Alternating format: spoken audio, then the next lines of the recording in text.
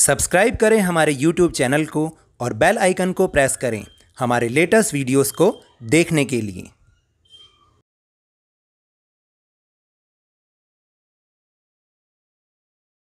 अब मैंने इंस्टाग्राम पर भी अपनी आईडी बना ली है, लवनीश सर की क्लास _22। आप इसे फॉलो करके यहाँ पर भी हमारे लेटेस्ट वीडियोस को देख सकते हैं। इसका लिंक मैं आपको वीडियो के डिस्क्रिप्शन में भी दे दूंगा। Hello and welcome to Lavneesh sir की क्लास। This is directorate of education GNCT of Delhi's worksheet number 1 and it is only for class 8 students and it has taken from Social Science Geography Chapter 1 Resources, and today we will discuss the topic Introduction of Resources.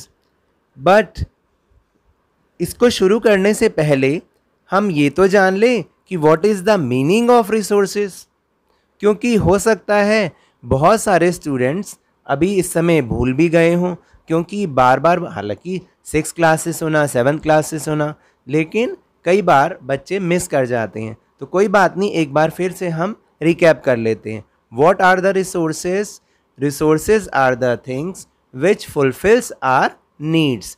जो भी जितनी भी things हैं वो हमारी अगर needs को fulfil कर देती हैं तो वो रिसोर्सेज होती हैं, चाहे वो कैसी भी जो थिंग्स होनी चाहिए, वो चाहे वो हमें नेचर से मिली हो, चाहे वो मैन मेड हो। नेचर से मिली हैं कौन कौन सी होती हैं? जैसे रिवर से पानी मिलता है हमें, और जैसे ट्रीज़ हैं, जैसे जो हमारे एनिमल्स हैं, तो बहुत सारी चीज़ें ऐसी हैं। और मैन मेड तो बहुत ही सारी हैं, जैसे फ़ैन है, बेड है, अलमीरा है, टेबल है, चेयर है, स्कूल है, डेस्क है। तो ये सब चीज़ें, ये सारी की सारी चीज़ें हमारी नीड्स को फुलफ़िल करती हैं, तो इसलिए हम इन्हें रिसोर्सेज कहते हैं। सो इसी बेस पर एक्टिविटी है, look around you and list all the substances of your surrounding in the following table. और यहाँ पर एक टेबल दी गई है जिसमें बहुत सारे कॉलम्स हैं। इसमें आपको जो टाइटल दे रखा है हर कॉलम का, उसके अकॉर्डिंगली यहाँ पर एग्जाम्पल्स लिखने हैं। यहाँ पर एक एक एग्जाम्पल दिया गया है, तो हम तो उसी के बेस पे काम कर रहे हैं, लेकिन आपको इसको अपनी नोटबुक में नोट करना है, इस टेबल को बनाना है और रिसोर्सेज की एक लिस्ट बनानी है अकॉर्डिंग टू द टेबल। तो फर्स्ट कॉलम है substances used for making house. तो उसमें एग्जांपल दिया हुआ है ब्रिक, जो कि हमें सॉइल से मिलती है। फिर लिविंग और बेडरूम सब्सटेंसेस, वो क्या है भाई? बेडरूम में तो क्या होता है? मेन बेड ही होता है, तो बेड हमें किससे मिलता है? वुड से मिलता है। किचनवेयर या washroom substances and it's material, तो यहाँ पर किचन का दे रखा है कि किचन में स्पून होती है जो कि स्टील से बनती है। Next is food we eat, जो कि ग्रो नेचुरली होता है, जैसे राइस, हम लोग सब राइस खाते हैं, तो वो नेचुरली ग्रो होता है। फिर है type of cloth we wear, तो हम कॉटन की शर्ट पहनते हैं, तो इसमें आप और भी बहुत सारी चीज़ें लिख सकते हैं। फिर लास्ट है एनी अदर सब्सटेंसेस, तो वो है फॉसिल फ्यूल, जिससे हमें पेट्रोल मिलता है। तो अब हमने क्या करना है, जो सेकंड का ए पार्ट है, now categorise some of these substances in 2 groups. First is substances having economic value and second is substances not having economic value. Economic value का मतलब है कि उसकी कुछ ना कुछ वैल्यू होनी चाहिए इन टर्म्स ऑफ मनी। तो ऊपर से हमने कई सारी चीज़ें हमने देखी, जैसे ब्रिक है, ब्रिक हमें बिना पैसों के तो नहीं मिलती, बेड है, स्पून है, राइस है, शर्ट है, फ्यूल है, ये सब इनकी कुछ ना कुछ इकोनॉमिक वैल्यू है, इनकी मनी वैल्यू है।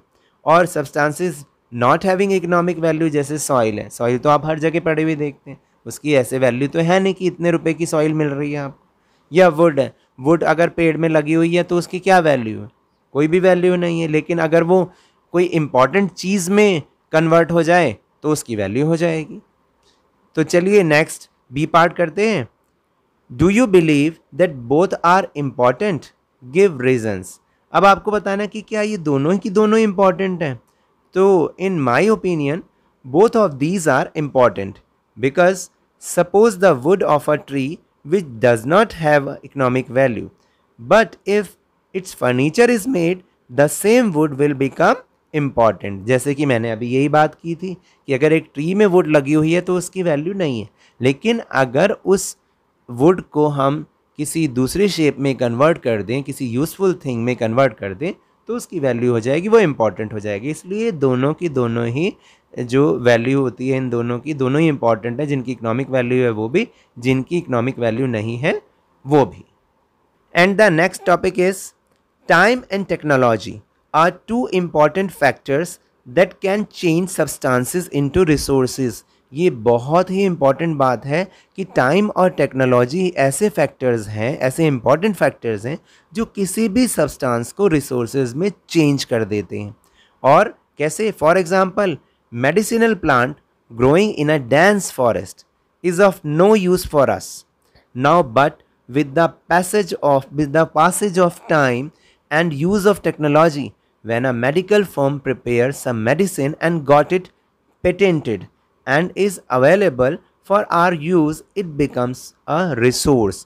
तो इसमें यही बताया कि मान लीजिए जैसे एक डेंस फॉरेस्ट में कोई मेडिसिनल प्लांट है, हमारे लिए उसकी कोई वैल्यू ही नहीं है, लेकिन अगर कोई मेडिसिनल कंपनी उसकी कोई इम्पॉर्टेंट मेडिसिन बना दे तो हमारे लिए उसकी वैल्यू हो जाएगी और वो रिसोर्स बन जाएगा, क्योंकि वो हमारी नीड को फुलफिल कर देगी।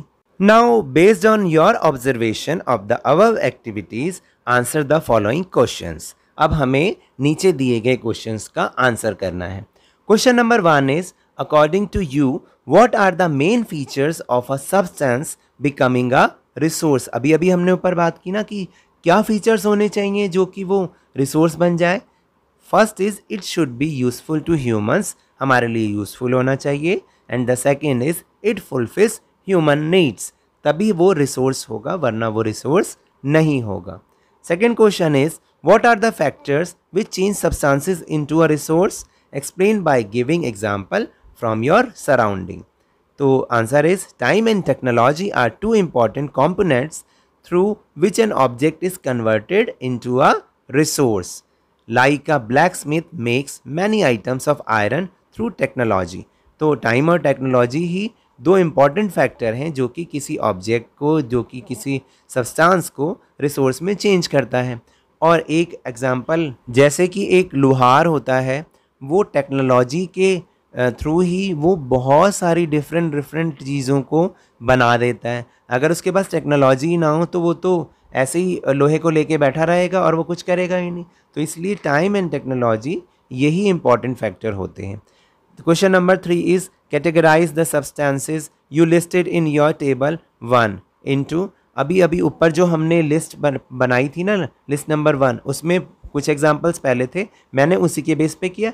आपने जो एग्जाम्पल लिखे हैं उसके बेस पर आप ये वाला क्वेश्चन कीजिएगा। First is substances we obtain from nature, यानी वो चीज़ें जो हमें नेचर से मिलती हैं। तो हमें ऊपर तो लिखा था सॉइल एंड वुड, ठीक है। और दूसरा substances which are made by us, यानी जिसे मैन ने बनाया है, तो वो है brick, bed, spoon, rice, shirt, और आप बहुत सारी चीज़ें जो आपने भी लिखी होंगी वो भी हो सकती हैं। Now that's all for this worksheet. अगर मेरे इस तरह समझाने से आपको थोड़ा सा भी समझ में आया हो तो इस चैनल को ज़्यादा से ज़्यादा सब्सक्राइब कीजिए, लाइक कीजिए और बहुत ही ज़्यादा शेयर कीजिए। और मेरे साथ इसी तरह वर्कशीट को समझते रहिए, लेकिन ध्यान और मन लगाकर ज़रूर पढ़ते रहिए। Thank you very much.